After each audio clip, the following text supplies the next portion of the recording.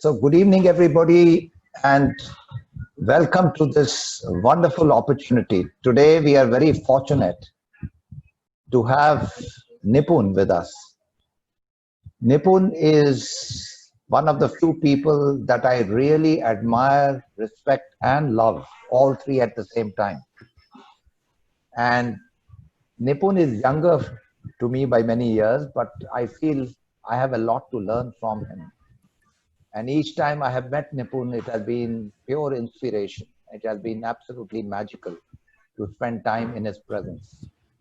And so, those of you who have chosen to be here with this wonderful person, I think you are very fortunate and blessed to share this digital space with Nipun.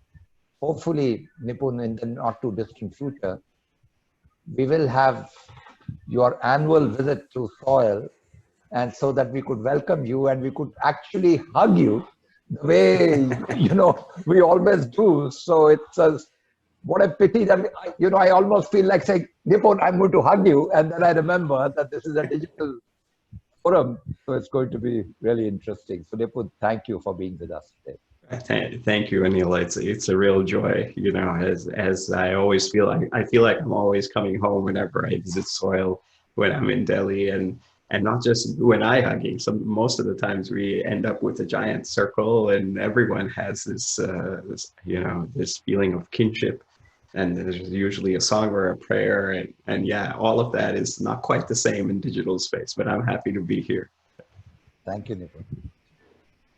Nipun, and the question that I always start my conversations with is that amongst all the things you did, Nipun, and you've had a very eventful life, and if I may use the word, a very blessed life. You've received so much of blessing.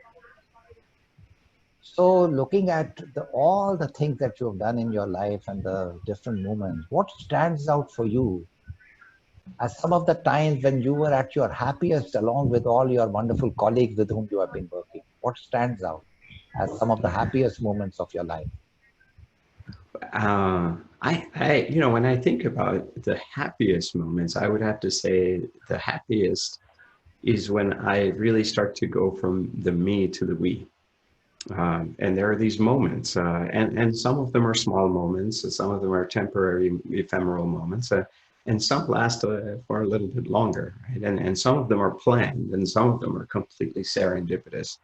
For me, one of those formative moments was when I was in college, where I was just walking down the street late night, I'm all of a sudden in a dark alley, and I see somebody that it appears to be very threatening, very ominous. It seems like he's got a gun that he's hiding, and I'm in the dark alley, and I don't know what to do, and I have all this fear.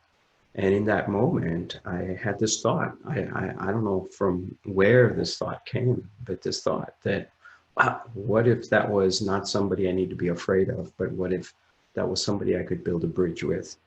But what if that was my brother?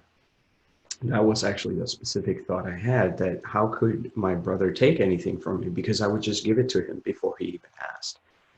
And with that thought, I had this incredible feeling and this experience of connection, of just dropping the me and falling more into the we.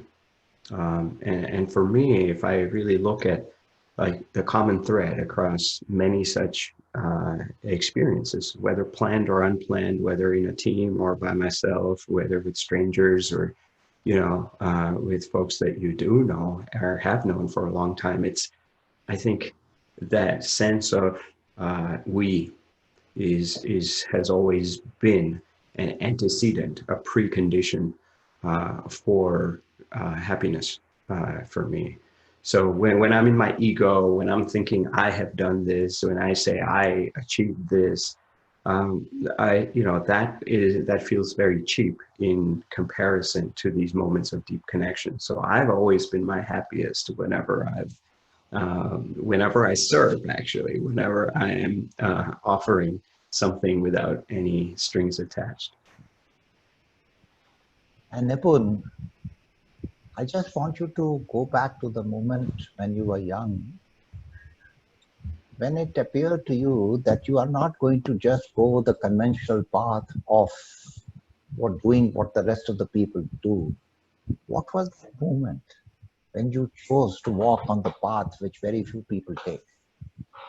Uh, yeah, I don't know if there was one moment. There were probably a series of moments. But you know, you just as you know, Anil, I was a junior in college, third year of college at 17. Then I dropped out, and I said I just want to play tennis.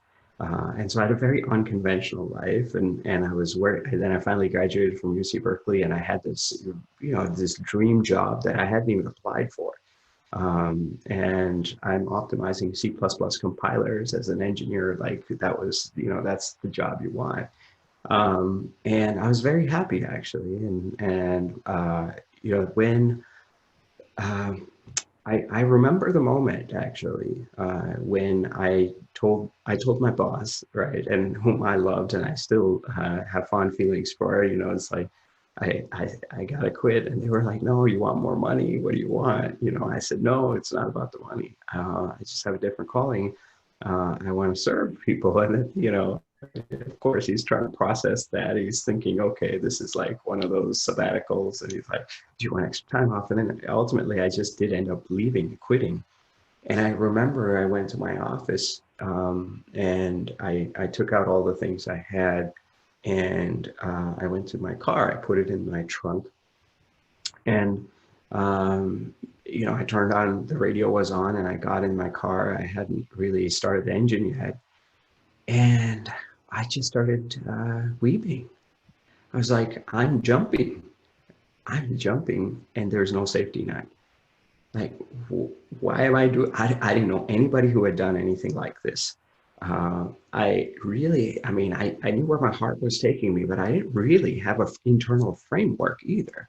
Like, it wasn't like this Christine clarity. I mean, you're in your early 20s, right? Like, how are you, you know, what's the best you can do, anyways? And you have all these voices of the dominant paradigm telling you that, oh, this is not what you do. You'll regret this later. These are the prime years of your life. You should be maximizing your earnings, all this stuff. And I, you know, it was a really funny moment because I, at that time, Eminem had this song. He was like this American rapper. Uh, and this song was very popular. It was playing on the radio right at that time. And it said, will the real Slim Shady please stand up? Please stand up. Please stand up. You know, so he's doing this rap. And all of a sudden, the thought that came to my mind is, will the real Nipun Mehta please stand up? Please stand up. Please stand up. And that's actually what brought me to tears, because I knew that I was listening, tapping into my swadharma, my calling. Although it didn't seem crystal clear, but I did have this sort of faith. So I think there is this letting go and trusting, jumping and trusting that the net will appear, part of that process. And for me, that involved letting go of my job, but I can imagine that to be relevant no matter where. So yeah, that was incredible. Could you please explain what is this term Swadharma? I know it means a lot to some of us, but to many others, the young students and others in the group, they may not quite get it. So what is this concept of Swadharma which was revealed to you? Well, everyone has their own unique calling, but it's not as simple as that, right? Because sometimes, you know, my calling may just be, hey, I want to relax, sit on a beach, and watch, you know, watch TV the rest of my years, and that may not be your sort of. It may seem like it. So it's not just having what I want to do. It's actually on revealing the layers underneath it and saying, look, if I didn't have a desire, where would my gifts be flowing out into the world? What would I be an instrument for? Ultimately, we're all instruments of love, but how would that love manifest through this particular instrument? And this particular instrument is not just our body, but it's also our mind. It's also the different talents that we have. So How do we start to figure out? So I think we really have to dilute the ego. We really have to, not think about it in terms of like here, because there's a lot of that kind of thing, a lot of that kind of speak, especially in the business world, right? Like, it should, but it's an open question. Should you do what you love, or should you learn to love what you do? And when you are in that space of Swadharma, that question no longer exists because they're both one and the same. A nice way to say that. Finding your calling, I think is a journey, and it's not just like, hey, this feels great and I love it.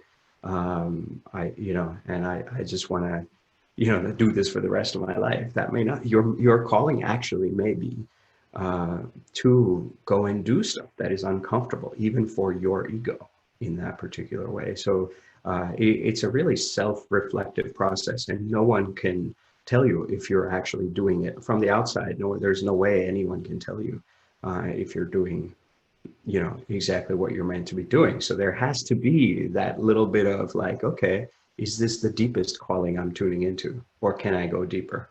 I still hold that, right? Like, is this my deepest work? I don't know. And I'm not looking to get to a place of knowing, but I think that question is important. It's very interesting because I was also about 19 when it was first revealed to me what I'm going to be the instrument for. And I want to ask you a question. Family, the whole upbringing, the environment has a huge impact on you. And I have been fortunate enough to meet your parents as well. So tell me, how did that impact your worldview and the way you were brought up? Well, that's an interesting question, because it actually is very, very significant. So I think all too often we look at the fruits of a tree and we say, look, I want to optimize for mangoes because I love mangoes and they taste really good. But after a while, you say, look, for the mangoes to exist, all these branches need to exist. For the branches to exist, the stem needs to exist. And then after a while, you look at the whole tree and you say, wait a second, for that tree to exist, there actually needs to be many roots underneath it that I can't even see. And then it occurs to you as you feel into the roots, it occurs to you that the roots are actually connected to the roots of many others in the invisible ecosystem. So this idea of like self-made man, or I'm going to go out and do this just out of my sheer willpower, is really challenged by this notion of roots. And for me, my roots, your gateway to that entire invisible ecosystem underneath the ground is your immediate roots, and that's your parents, right? That's your family. And not everyone is blessed to have a wholesome setting in that way. You have to work at it. But in my case, I've been very lucky and fortunate that I had these incredible parents. They're simple people. They're not affluent, or, we didn't, we grew up, we didn't grow up with like in a palace or anything, but they had values. They had character. And, something interesting that they did is they let me experiment. So they gave me my own sandbox and said, Nipun, do whatever you want. It's in this sandbox. Like, they didn't tell me, as soon as kids go from high school to college, you start drinking, you start doing all this. They didn't tell me, don't do this, don't do this. They said, but here are the bounds. And we want you to think about what you want to do and own it. And as a result, I had this experiment kind of a mindset. And I said, does this make sense? Do I really want to be doing this in this particular way? And so they gave me that latitude, and while defining the balance. So it wasn't like, okay, free for all, right? Of course, like any good parent. But I just feel incredibly, incredibly grateful. And Anil, you've been to the Awaken circles. So early on, like right when we started the service space, we started this little thing, and it wasn't even a part of service space. It was like, I wanted to do something in service with my parents because I thought that that's best wisdom I have is that when you serve other people, when you go from me to we, no matter what you're doing, even if you're in business, like you can have that attitude. So if you have that, like that's the greatest thing. And when two people or a group of people have that, the connection between them is very sacred and is very deep. It's not just like, you know, in social science theory, you have weak ties and deep ties. But these I feel like are noble ties. And so my parents started this, or me and my parents started this small little experiment. We said, you know, we're going to open up our homes. We all wanted to like meditate and grow, right, in spirituality. And we said, you know, we just want to open up our homes and sit in silence for an hour. And whoever comes, we'll do a little circle of sharing of aha moments from the week. And then in the third hour, my mom said, I got to feed you, so I'll feed anybody else who comes.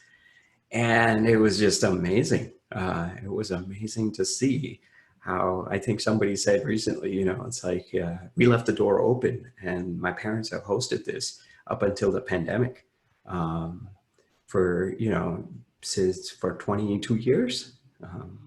And it's just been incredible to see so many people just come, receive, and really kind of get confused with gratitude.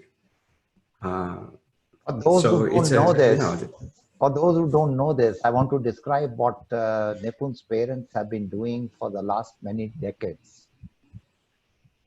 On a particular day in the week, on Wednesdays, if I'm correct,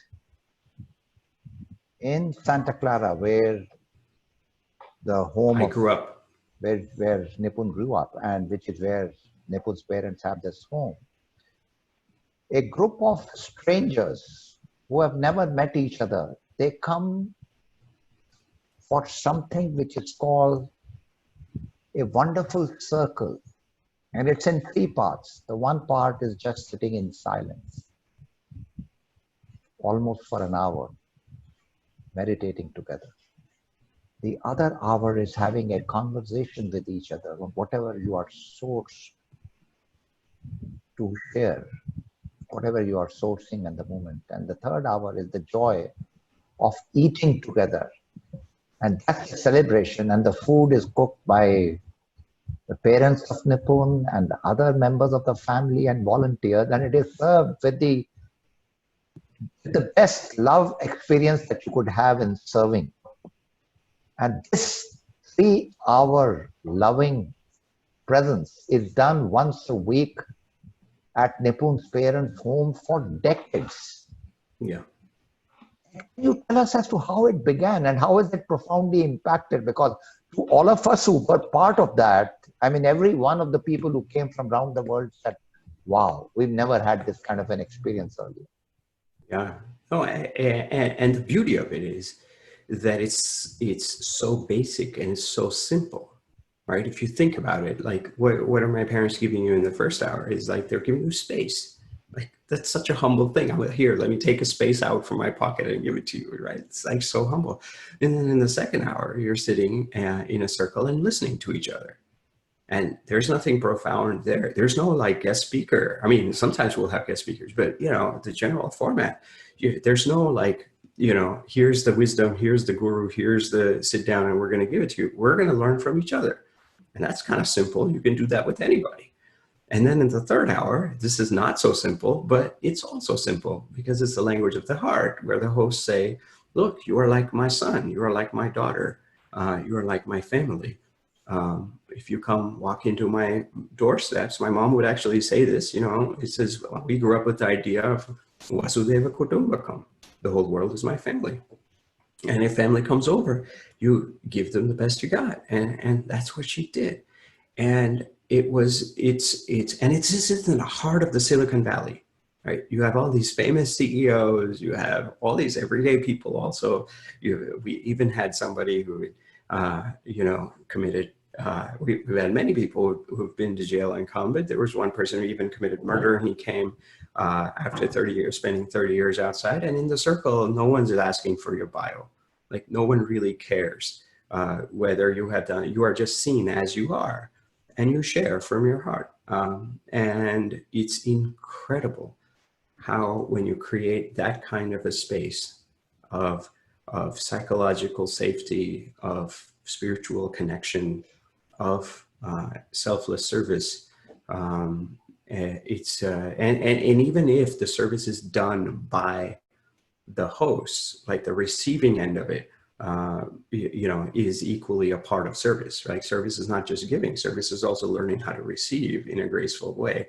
And ultimately to realize that we're in this giving and receiving dance, that I don't know if I'm actually giving or receiving. Like, did my parents give? If you ask them, they say, no, man, we received way more than we gave. And so it's this whole dance that happens. And I think, to put it in business speak, one of the big things you learn is the shift from direct reciprocity to indirect reciprocity. That direct reciprocity is transaction. I did this for you. What are you going to do back for me? And our whole world is rooted in this kind of a paradigm.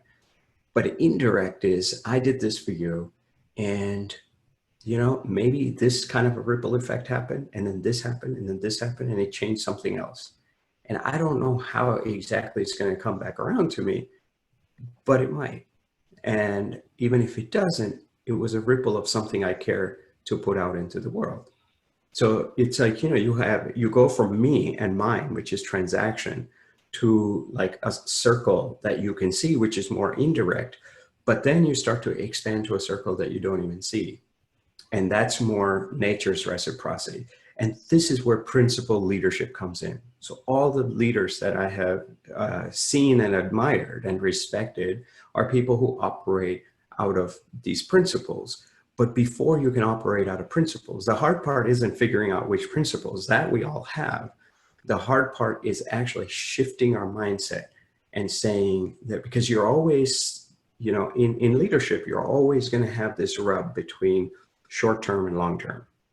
And if you can figure out your value proposition for a long-term feedback loop, right, for this infinite feedback loop, that this is the right thing to do, and I'm going to do it just because it's the right thing to do. And that's enough. Even if I take a short-term hit, it's okay. Like, I will not cheat. I will not lie, right? I will not be scandalous, all those kinds of things. As we start to think in that way, I think this small little awakened circle, in some sense, mirrored, even for a regular attendee coming in, it mirrored this idea that, wow, here are these people hosting 50, 60 strangers every single week, a random combination of them, and they want nothing. There was no brand even. We used to call it Wednesdays for the first 12 years or something. There was no sign-up list. There was no donation box. Like, there's no strings attached. And when you go and talk to the parents, the hosts, and you're like, what? Auntie, uncle, like, what's going on? Like, what's the rub? Are you trying to get us into like some cult or something? And nothing. And they're like, no, we're just grateful that you came. And that gave me an opportunity to grow in generosity.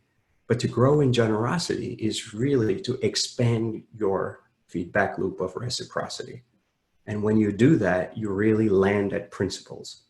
And when you lead with that kind of a mindset, you are invariably gonna lead with ethics, you're gonna lead with principles and values. So it sounds like a simple thing, but you can learn a lot from these things. Thank you, Nipun. Thank you so much. Now tell us about this journey of building what a fantastic and inspiring global movement, the service space, which does so many things with 500,000 volunteers. And on principle, nobody could even believe would happen, that you will not do any fundraising, you would not employ anybody. Tell us about that movement. What enabled you to create this worldwide movement? Well, the thing is, so 4 of us went to a homeless shelter, and this is back in our 20s, right? Early 20s. And even before the homeless shelter, we went to a homeless shelter and we built them a website. But even before that, we would do these acts of generosity. We would do these acts of service like we all do, right? I think it's required at Soil. So when you go out and do it and you just kind of feel great, right? And so you feel like, oh, you just did something, and you weren't thinking, oh, I built a website for you. This is back in 1999. Like we were building, that's how we started Service Space, is that we were building websites for nonprofits.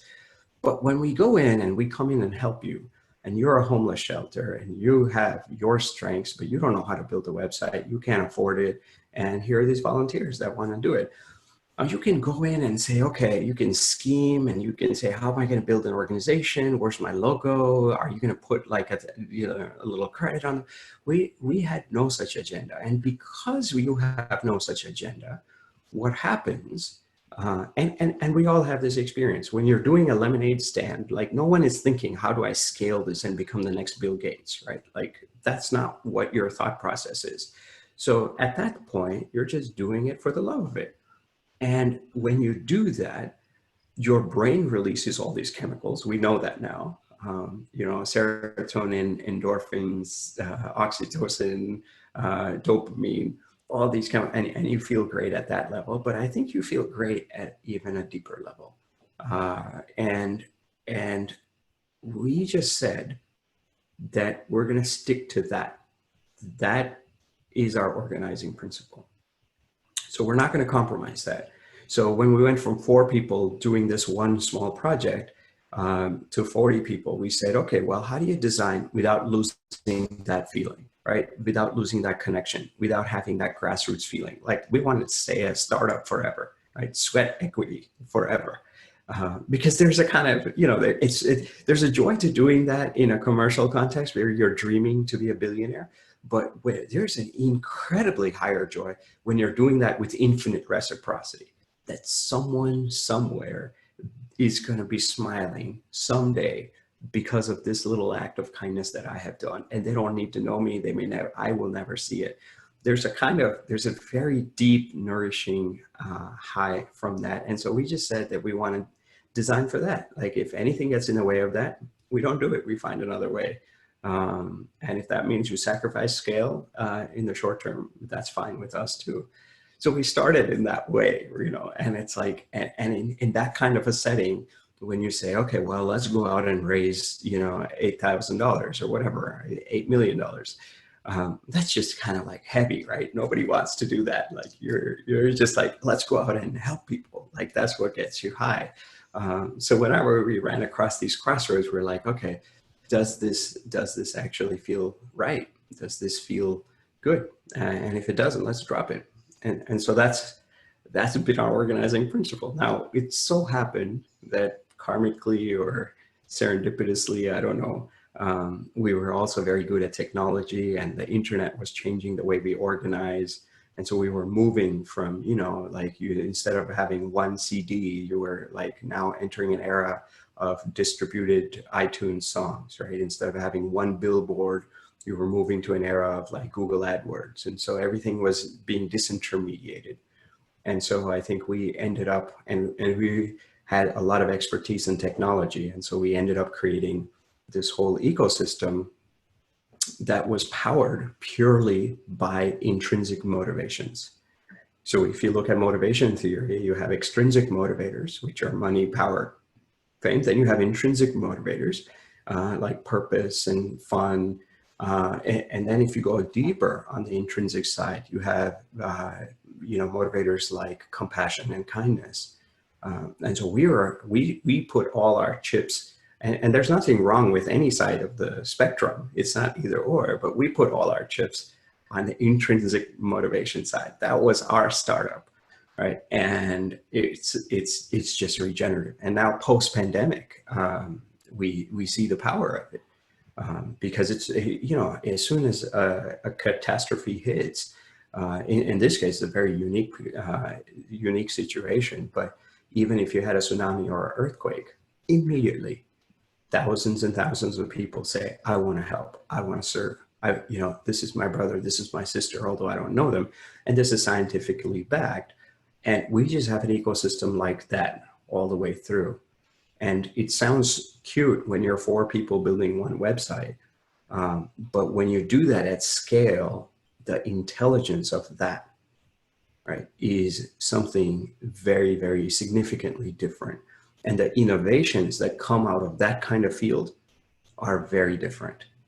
And we just don't have sufficient examples as humanity of something that has been rooted in intrinsic motivations only, that is tech savvy, that is innovative, that supports this kind of a relational field of social emergence. And so I think we're just seeing all kinds of stuff that you wouldn't see anywhere, emerge anywhere, because it can't, because there's no field for those roots to grow in this way. So it's just been, it's been amazing. I mean, as you know, you ran Karma Kitchen at Soil many times. And so these kinds of ideas, you know, we just do dozens and dozens of them where it disrupts the mainstream. And it's not like an anti-mainstream. It's just that you need to have, as humanity, we ought to have a spectrum of these things, so that if your Swadharma is calling you on a particular spot, that is available to us. Right now, if someone feels moved by love and they just want to give for the love of it, like there's very few places where, and in fact, we don't even know as a culture how to grow in kindness. Right? Everyone, I just read this article by Adam Grant, and he says we need to stop raising successful kids. We need to start raising kind kids, because that success narrative is actually ultimately ripples down to a very polarizing world. And so he's saying, how do we raise kind kids? But schools, we've turned them into factories. And when you have that kind of a factory mindset with, you know, controlled by extrinsic motivators, it becomes very, very difficult to grow kindness. So to grow values, you know, so there's a lot to sort of unpack there. And we didn't think we were gonna, you know, 20 years later, gonna be doing all this, and I'm gonna be talking about extrinsic motivators and you know, and this indirect reciprocity and things like that. But it's just been an incredible experience. Thank you, Nipun. One last question from my side, because already comments and questions are bubbling up for you. So I request the audience to start asking questions in that Q&A box which is given there. But here is a question that the last one from my side, which is that crisis has completely shaken up the whole world. I mean, for the first time, the entire humanity has come together. Not one city, not one town, not one country has been left untouched. Yeah. So in my living memory of my life, I haven't ever seen something like this. So in this crisis, what are you sourcing from your inner wisdom to offer to the young people in this group? A lot of students who are starting their careers. What would you think that they need to, how should they respond to this crisis? What are some of the things you would like to share with them? Well, I think one of the incredible things about being a student is that you have a learning mindset. You have a growth mindset. So you look at situations, you look at all challenges, and you say, what can you learn from it? Which unfortunately, as you get older, you don't, because what the older people are busy trying to do is turn a situation and return it back to a normal that they know how. So I think it's a great asset to be a student in these times. And so when you look at the world, like, you know, what are some of the things that you could be noticing? One is that there is great suffering. And usually when you have a natural disaster, there is a beginning and then there's a quick end. So we respond, and then there's, you know, a month later, things are back to normal. Here, it's not quite like that. So it's a very different kind of, you know, it's a very different context. And what do you do with that? I think that's a good question to hold. A second thing that you start seeing is that people are suffering everywhere in multiple ways, but that suffering is distributed unequally. Right? And we have created a society where, you know, for some people, they have to go out and expose themselves to the virus, even if they don't want to, because they need to do that to survive. And you can look at this at any level of delta. You can look at this at a macro level or very micro level. And so why, whose suffering matters more? And where are you gonna put your life on the line and say, look, this is what I want to address. So that could be the second thing, right? This unequal spread of suffering. And then the third thing that could be interesting to note is the outpouring of these intrinsic motivators, of this intrinsic sort of compassion, this innate tendency to look at suffering and say, oh, I wish to help you out of this suffering. A lot of people experience that, and that's so visible right now. There was a story of Anil and I have a Sikh bond in various ways, but there's an incredible story of these two Sikh doctors in New York. This is in the early days of the pandemic. They were twin brothers, and they were both doctors, very devout Sikhs. And so, they never shaved, they had a turban. And now they go into the hospital room and they said, look, yeah, your beard could actually carry COVID germs. And so if you want to be a doctor in these times and serve in the front lines, you have to shave. And these guys, they shaved because they said seva is as much a part of our religion as these elements. So, I mean, that's an incredible sacrifice that they're doing just for strangers in the first month, in the second month, to put themselves at the front lines. And you just saw these all across the board. You saw these stories. You saw this Italian priest in a hospital. This is when Italy was really running out of ventilators. And all these people were lined up on beds. And it came to this crossroads where, they have one ventilator and either a young person who's struggling with COVID is going to get it, or this old man. And this priest says, you know what, give it to this young man. And at that time, they didn't even know how young people or old people, who's going to catch it, who's more resilient. But this priest says, and he actually dies. And he did it just to be of service. And you have this incredible coming together. In Israel, there was this photo that went completely viral, actually, of these two paramedics. They had just come out of a long sort of run supporting somebody. They're on the streets. It's time for prayer. Except one of them is Jewish and another one is Muslim. And you see in this photo, they're both outside their ambulance van. One is kneeling down when one is doing their, usual prostration, both facing different sides, praying together. It's just this incredibly powerful thing. And so we actually saw so much of this that we said, there's this narrative of fear that everybody was having. But we looked at this and we said, so we actually started a portal called Coronavirus. Just sounds like Corona, but Karuna is compassion. And it just has these stories. It's still going. There's thousands of stories now of people responding with compassion. And so that third question would be, how do you relate to these intrinsic motivators? How will you design your startups and companies and your lives, right? That are in line with this very natural impulse of love. And how can love win over? Is this a war or is this a love story? I think it's a love story. Thank you. But we can frame it as a war. So it's there is a question there to hold. Thank you. There are quite a few questions which have already come. So Shagun Soni has been raising his hand again and again, even right from the beginning. And he's been saying, Nipun, what is your advice to students of the final year in college here in India who are getting depressed between the decisions of the Supreme Court and the University Grants Commission? Let me set the context for you. It's all about, there is question, will our exams be allowed to be held? Will we be able to do the kind of thing because of the COVID crisis? the regulatory authorities are taking one decision or the other, and the exams have not been held, they have been postponed. Many people, if they don't do the exams, they cannot get into the opportunities awaiting them.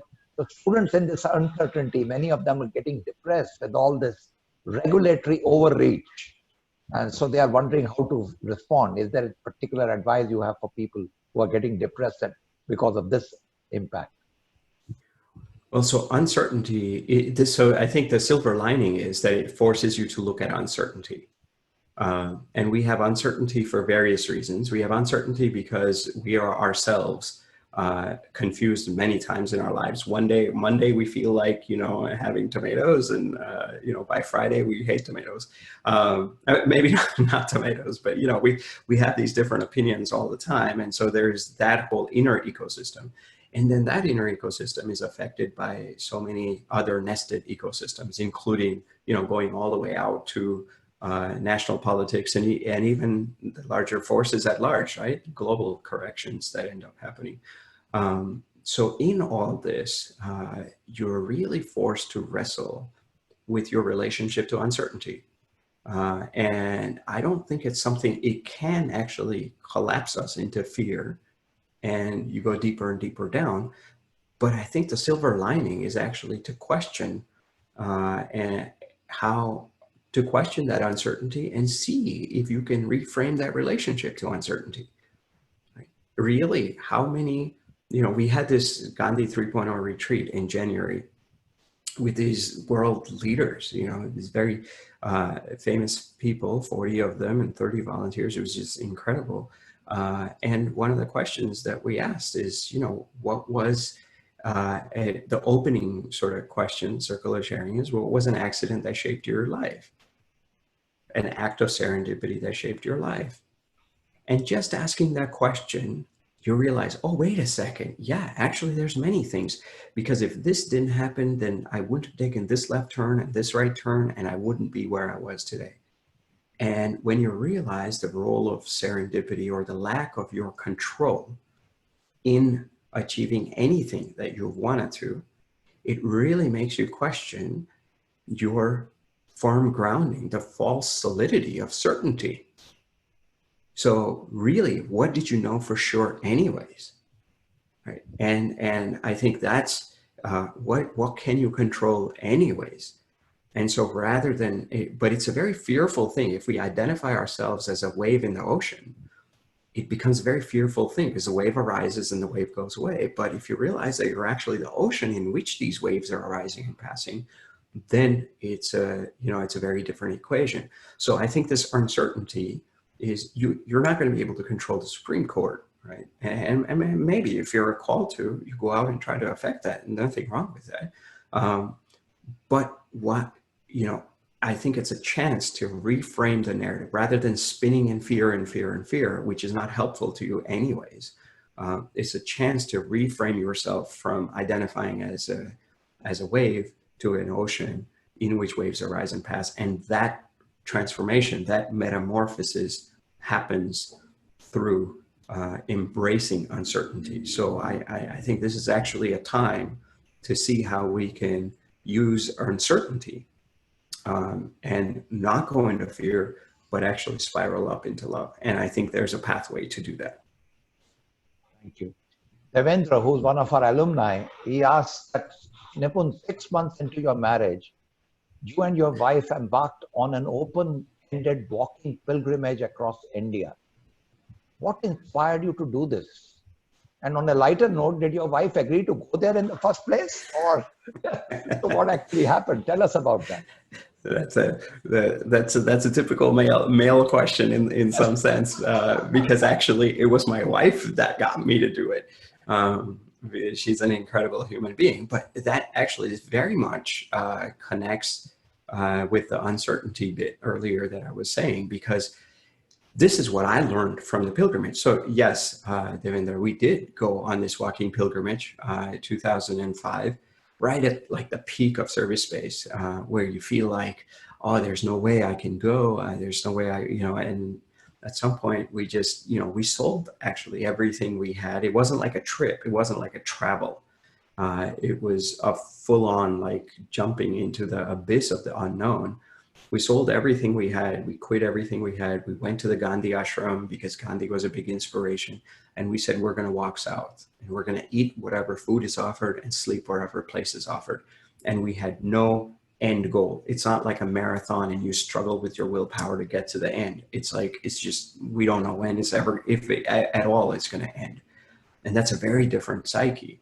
And usually in our traditional worlds, we find strength in certainty that, oh, I met Anil today in this village and Anil took care of me. And I want to, oh, Anil, you're such a great guy. I want to cling to Anil so that I have that security for tomorrow. But here, everything is changing every single day, right? Anil might have been nice to me today, but tomorrow I'm in a different village. Everything changes.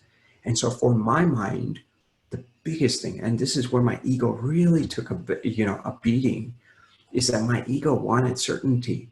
It wanted the strength of permanence. And it was clinging and there was nothing to cling to. And when you don't have that, like every single day, you realize, oh my God, maybe I should not be looking for strength from that kind of permanency, that maybe I should just flow.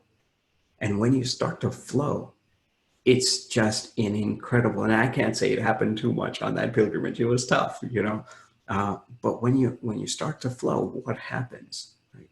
You become an instrument for something, but what are you going to become an instrument for? It's these values of compassion and love. And so in some sense, what the pilgrimage taught me is everything's changing every single day. You don't know where you're going to get your food. You're so worried. You have all these insecurities. You're worried about your wife. Your wife is worried about you. And through all that, you have these incredible moments of like generosity from the poorest person, right? You go into a barber, or like a barber calls you in like some village in a small little hut. And he's like, oh, you've got a lot of hair. You want me to give you a haircut, And he doesn't want anything in return. You're never even going to see him again. And how do you juxtapose that with all your mind games of wanting certainty, certainty, certainty? You say, wow, I'm swimming in a field of love. How can I tune into that? How can I be aligned more with that than my petty fears of, oh, what am I going to have for dinner tonight or tomorrow? And that sounds easy, or maybe it doesn't sound easy, but it's easy to say for sure. Very, very hard to live into. And the pilgrimage was an excuse for us to do that. Oh, nice. Shivani Bhatnagar, one of our current batch of students that we call harmonizers. Incredible new cohort in soil called harmonizers. So Shivani says, how can we help someone else to discover their Swadharma? I think the best way is to actually discover yours. I think there's a kind of strength when you meet somebody who is grounded in their calling. And you see this even with startup entrepreneurs, like CEOs, right? When they, like, you can imagine when, I don't want to use Mark Zuckerberg as an example, but, you can imagine that when somebody starts something small, like other people gravitate towards that. And there's a kind of strength to that clarity of vision. But Swadharma goes way deeper than just having like a startup idea. It's actually having clarity of values.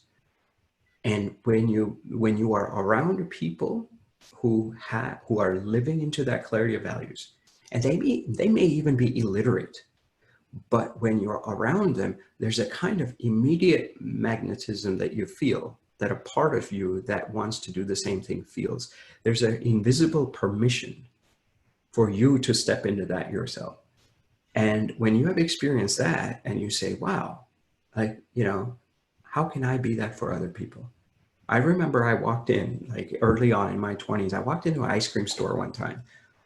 And the way in which this guy who was scooping the ice cream behind the counter, the way in which he smiled at me, he beamed something my way. I can't really describe it, but there was something very genuine, something very real. And it was almost like a blessing that then comes into me, and you feel like, oh, how is this going to churn, and what is it going to do? And I think it's going to help me find out what my greatest calling is and how do I liberate that in the world. So I would say just deeply be the change you wish to see in the world. And that will automatically, just like the light and darkness, like light is there, all of a sudden darkness has to go. And I think that's you become a living beacon of that kind of energy. Thank you. Nipun, Ambujakshan Nair, he says, how do we clear the cobwebs of guilt within one's subconscious mind that one keeps coming back to, even if it's momentarily? There are some past things which cause guilt, which keep crippling you and keep interfering with your present. Let's say you've done something bad, or something bad has happened to you. How do you release that? And I think I think there are many people who have many different responses to it. But I would say that you hold it, that you struggle with it. I think there's a unique answer for each situation, and only you know that unique answer. So you have to learn to hold it. But what is going to give you the strength, the resilience to hang in there, right? That Rumi had this very beautiful quote, and I don't remember the exact quote, but the essence of it was that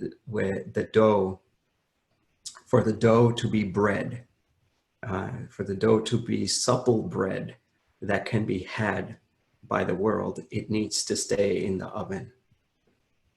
And it has to go through that heat. And you have to stay in the oven long enough, right? You can't take the bread out halfway, because then it's neither dough nor is it bread. And so what is it that's going to help you hold the question? What is it that's going to help you stay in the uncomfortable position? What is it that's going to help you, not get out of the oven too soon, prematurely? And I think that's kindred friends, noble friends. And so with guilt, with the whole spectrum of different solutions, I think your inner ecosystem knows how to process it, but you need to give it that time and space. And that is not a function of your willpower alone. That is a function of so many different factors and conditions, and your staying power, your resilience, will be dependent on the amount of noble friendships that you have created. And so I would say invest in noble friendships. And what does it mean to invest in noble friendships? To live your highest values, to connect with people around those highest values. And those value-based connections is what gives you that resilience. And even in an ecosystem, even in a workplace setting, right? Like these are the kinds of relationships that end up enduring, and actually end up yielding high trust and end up leading high productivity. So even in that sort of limited business setting, it works, but most certainly it works in personal settings. Vineet Taneja, who's a coach and a facilitator and somebody who's also a mentor at Soil, he says when he participated in the Karma Kitchen in Soil, he was angered by the smug faces of a few clients who felt so happy to beat the system and get away with it. How do you handle such obvious exploitation? That's right. Wonderful, Vineet. So, I mean, this is where, Karma Kitchen is an experiment where you walk in to a restaurant and your bill at the end of your meal reads 0, because someone before you has paid for you, and you are trusted to pay forward whatever you want. And so Vineet is saying, well, some people try to beat the system. And I would say a lot of people would. But if you can create a strong context, then people won't. So if you just had a buffet line and said, hey, give whatever you want, it starts to feel like a marketing gimmick. It starts to feel like, forget even a marketing gimmick, it just starts to feel gimmicky, right? But if you actually create a strong context, more people are more likely to respond. So first thing is that you want to create, like at the one that we had in Berkeley where we started, where we served tens of thousands of people for many, many years, where, underneath your table, there would be a quote, there's a kindness table there, all the volunteers are prepped with certain kinds of, games that they play. We do so many remarkable acts of kindness. You get these little gifts at the end. So it's the context. If you build a strong context, people respond to generosity with greater generosity. There's actually, papers on this as well. But to your question, right? What if someone doesn't? And ultimately, I think the best recourse, there's a short term. If you're running a project like that, you do have to have short-term things that you have to think about. But ultimately, I think you just have to say that, this notion that hurt people and healed people heal people. That in any instance, you always have a choice whether you want to be self-maximizing or in service, right? Selfish or selfless. And so how do you make sure if somebody goes in the selfish direction, how do you hold them? I think one thing to say is, they're selfish, forget it, like the whole world's like this. No, you say, look, they're selfish because they're in a chain of selfishness. Somebody was selfish to them, that someone was selfish to somebody else, and then someone, and that continued. And maybe that's why this person is like this. Similarly, like if I'm a teacher and somebody, acts out in class, you can try to punish them and coerce them and you will behave like this. But after you suspend that judgment a little bit, you say, oh, well, maybe their parents are going through a difficult relationship and they're not able to give time. Maybe they're both out at work. And so this kid is feeling lonely. And so so there's so many different causes. And when you start to look at it in that way, with that elongated spectrum, then you say that even when someone is being selfish, I will respond with selflessness, because that will create an indirect reciprocity. So the next smug person that encounters the next Vinit is going to have a different interaction. And that to me is the most powerful way to hold not just a Karma Kitchen smugness, but or someone trying to beat the system, but someone trying to beat the system anywhere, or someone even trying to think way outside of that system. So, a few thoughts there. Just one last question, and that is again from Ambujakshan Nair. He talks about how does one, handle challenges of bringing up kids with learning difficulties, and also if there is a conflict at home on a marital incompatibility. These kinds of things can also put you into negativity, alienation, loneliness. So he's really asking a couple of tough questions. First was about guilt, and now about handling difficulties, with kids with learning difficulties, and then also marital incompatibility and that loneliness that creates.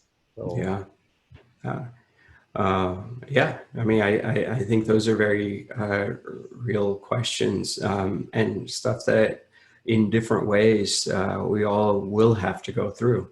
But when we do, I think this answer is similar to earlier, is that I think one thing is community helps. But I would also say to not give up on your creativity, that human beings are remarkably creative, imaginative, and they come up with such beautiful solutions.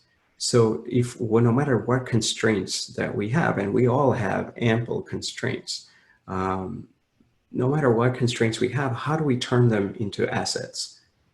So one of our friends is someone Anil also knows, had an autistic child when he was 36, and he was the MD of SAP India at that time, and thousands of people under him, and he just